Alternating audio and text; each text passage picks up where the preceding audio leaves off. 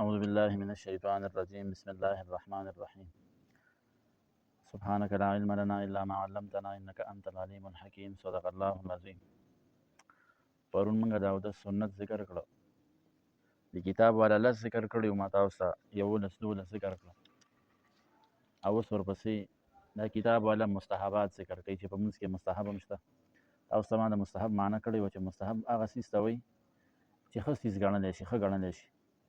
دې ته مستحب وایي او دی وی دا مستحبات شپږ دي د کتاب والا شپږ مستحبات ذکر کړي الاول النیه د په مستحباتو کې نیت ذکر کړي او ما تاسو ته پرون په سنتو کې نیت ذکر کو ذکر دا نیت د امام شافعي صاحب په نسبت باندې فرض دی او حدیث نه دغه ثابت دي چې انما الاعمال بالنیات دا نیت سنت دی د په مستحباتو کې ذکر کړي بیا ورپسې دویم دی دا ذکر کوي وثانی الموالات موالات وی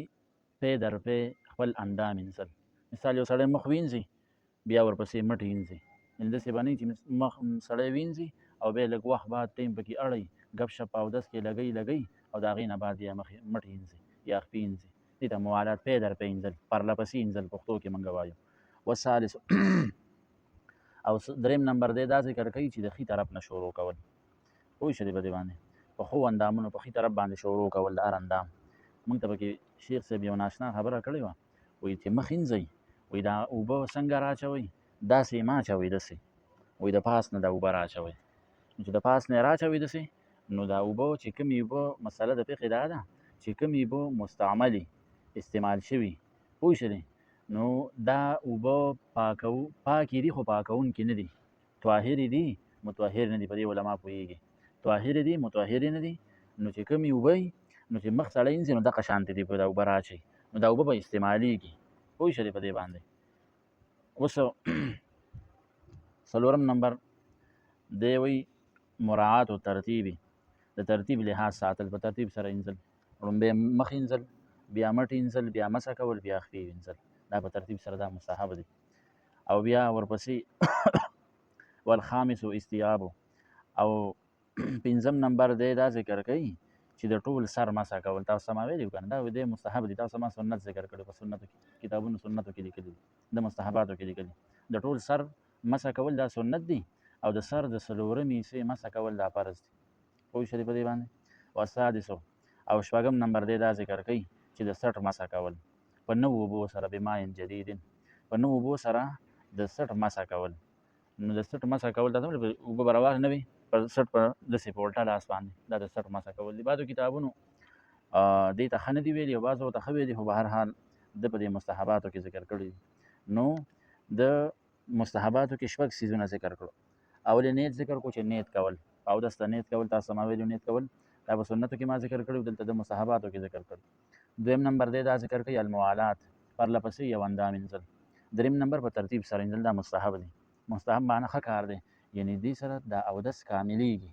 معمولی څیز چې سړی راټولوي نو د هغې نه څه جوړېږي که نه نو دغه شان په دې معمولي یو دین کار یو وړوکی څیز وي چې ته د هغې قدر کې نو د هغه وړوکي څیز د وجې نه به الله تعالی غټ مقام الله درکوي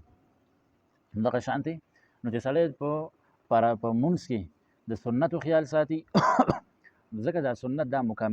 مکملات د فرضو دي مکملات یعنې کاملونکي پوره کوونکي د فرضو دي سړی تش فرض کوي سنت نه کوي نو دا ناقص دي علما وایي دی به سره سنت کوي دا مکملات د فرضو دي پوه شولې که نه نو دغه شانتې چې په دومره آدابو سره سړی اودس کوي نو دا اودس انسان چې بیا څه غواړي الله والله هغه ورکوي لکه موږ د صحابه واقعیات ګورو که نه او دغه شانتې ورپسې دی دا ذکر کوي چې د ښي طرف نه شروع کول او دغه شانتې پوره بدن د ټول سر مسه کول دا مستحباتو کې د ذکر کړي تاسو ما سنتو کې ذکر کړي او ورپسې د سټ مسه کول نو دی وایي چې باب و آداب الوضوء و حسها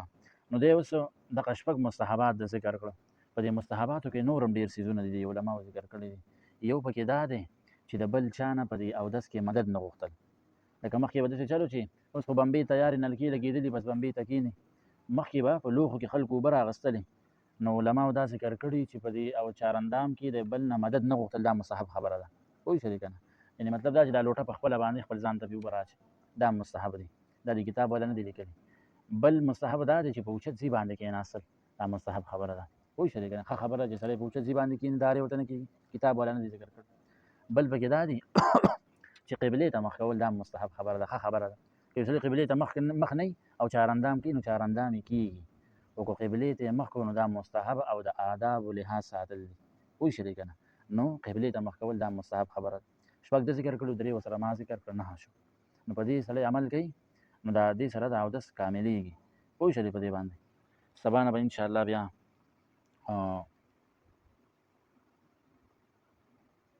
د اودس آداب به دې بیانوي. پوه شولې په دې باندې؟ د اودس آداب بیانوي چې د اودس آداب څه دي. دا به انشاءالله سبا بیا وایو که خیر صحیح ده انشاءالله.